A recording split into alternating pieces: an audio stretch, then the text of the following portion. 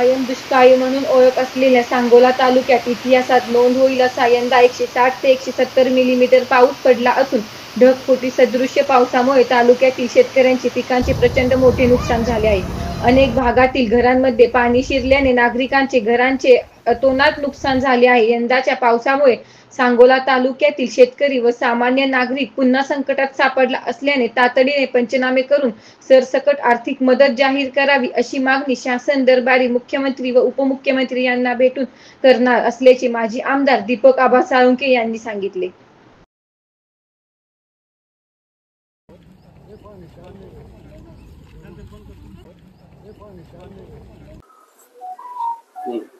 सांगोला तालुक्यामध्ये आणि परिसरामध्ये गेल्या 100 वर्षाच्या इतिहासामध्ये पहिल्यांदाच एवढ्या मोठ्या प्रमाणावर आमच्या तालुक्यामध्ये पावसानं थैमान घातलेलं आहे। पावसाळ्याच्या सुरुवातीपासूनच पावसाचं प्रमाण जास्ती होतं।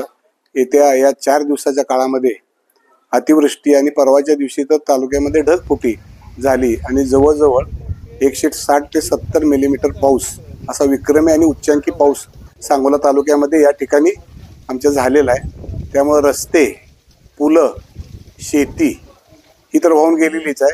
अनेक घरामध्ये पाणी जाऊन अनेकांचे संसार आणि घरं वाहून गेलेली आहेत आणि त्याहीपेक्षा भयानक म्हणजे जनावरांची हानी झालेलीच आहे, परंतु मनुष्य हानी सुद्धा आमच्या तालुक्यामध्ये मोठ्या प्रमाणावर व्हायला लागलेली आहे। आजच एक माझ्याच गावातील एक चौगुले इसम जवळेगावच्या नदीमध्ये वाहून गेला। त्याची डेड बॉडी खाली बंधाऱ्यात सापडलेली आहे। 1 तासापूर्वीच आपल्या महिम आणि ह्याच्या परिसरामध्ये 2 मुलं वाहून गेलेली आहेत।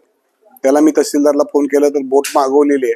पावसानं अजूनही या ठिकाणी थैमान चालू आहे। तर मी या ठिकाणी प्रशासनाला आणि शासनाला आपल्या जिल्ह्याचे कर्तव्यदक्ष पालकमंत्री सन्माननीय जयाभाऊ गोरे यांनाही विनंती करणार आहे आणि त्यांच्या माध्यमातून राज्याचे मुख्यमंत्री उपमुख्यमंत्री यांना त्वरित मुंबईला भेटून या तालुक्याच्या या ओल्या दुष्काळाची तातडीनं दखल घ्यावी आणि एवढ्या मोठ्या पर्जन्यवृष्टीमध्ये ओला दुष्काळ तातडीनं जाहीर करावा आणि शेतकऱ्यांना आणि उद्ध्वस्त झालेल्या कुटुंबांना तातडीची मदत द्यावी अशा प्रकारची विनंती आपल्या माध्यमातून मी शासनाला आणि प्रशासनाला मी करत आहे।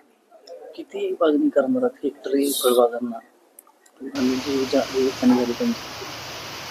आता माझ्या माहितीप्रमाणे आमच्याकडे सांगोला तालुक्यामध्ये 1,32,000 हेक्टरचं क्षेत्र आहे।